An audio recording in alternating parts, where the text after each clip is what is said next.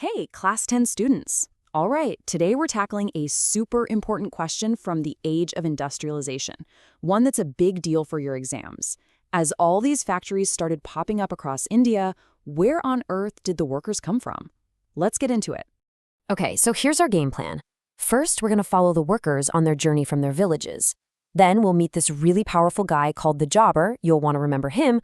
After that, we'll see what life was actually like inside those mills. And finally, we'll wrap up with a super fast recap to get all the key points locked in for your exams. Sound good? Let's jump right in. All right, let's paint a picture. Factories are expanding like crazy all over colonial India. And suddenly, there's this massive need for workers. This created a huge pull, a kind of magnetic force, drawing millions of people away from their farms and into this brand new world of industrial work. So where did these first waves of workers come from? Well, at the start, they were pretty local.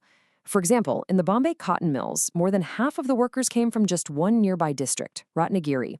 You had peasants and artisans, people whose village jobs were disappearing, packing up and heading to the cities to find a way to make a living. And the sheer scale of this move was, wow, it was huge, even in the early days. By 1901, you're already looking at a workforce of over 584,000 people. I mean, just think about that. That's more than 500,000 people making this massive, life-changing move. And it didn't stop there. The growth was just explosive. Fast forward to 1946, and that number has more than quadrupled, hitting nearly 2.5 million. As word got out about jobs, people started traveling from really far away. I'm talking from places like the United Provinces, trekking all the way to the textile mills in Bombay and the jute mills in Calcutta. But here's the twist. Even with all these new jobs, actually getting one was incredibly hard. It's not like the factories had a now hiring sign out front. So how did anyone get their foot in the door? Well, that brings us to a very important person. This leads us to a really crucial question.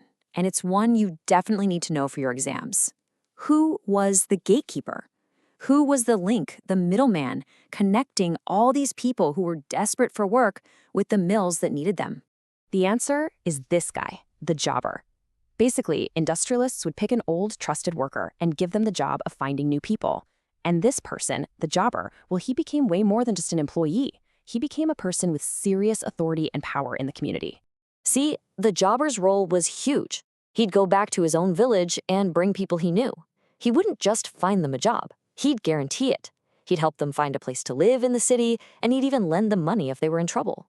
But, and this is a big but, all this power had a dark side.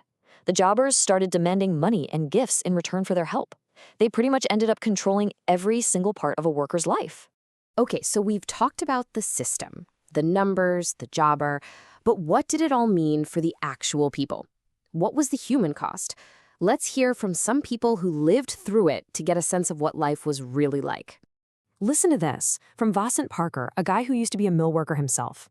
He said people would have to pay the jobber just to get their own sons a job in the mill. So you see, this help from the jobber, it wasn't a favor. It was a business. The whole system was built on people being dependent on him and, yeah, often being exploited. And if you were lucky enough to get a job, the reality inside the mill was just grim. A trade unionist, Bai Bhosle, remembers what it was like back in the 30s and 40s. 10-hour shifts, sometimes overnight, from 5 p.m. to 3 in the morning. I mean, just terrible, grueling working hours that absolutely destroyed people's health. Phew, okay, that was a lot to cover. Let's hit pause for a second and boil all of this down to the key things you absolutely have to remember for your exams. All right, here's your exam checklist. Let's lock these in. Number 1, industrial growth meant a huge demand for workers. Simple. Number 2, these workers came from all over, some from nearby, others from super far away. 3, the jobber was the key guy, the powerful middleman who did all the recruiting. And number 4, remember his two sides. He was a helper, but he also demanded payment and loyalty, giving him total control. Got it? Those are the core ideas.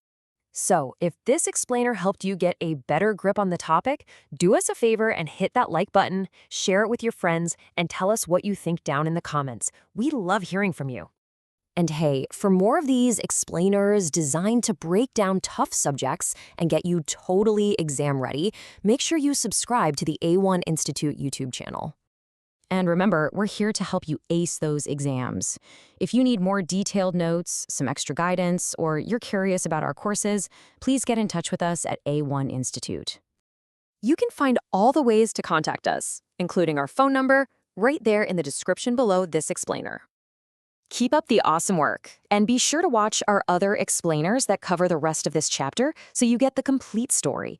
Thanks for tuning in, and we'll see you in the next one.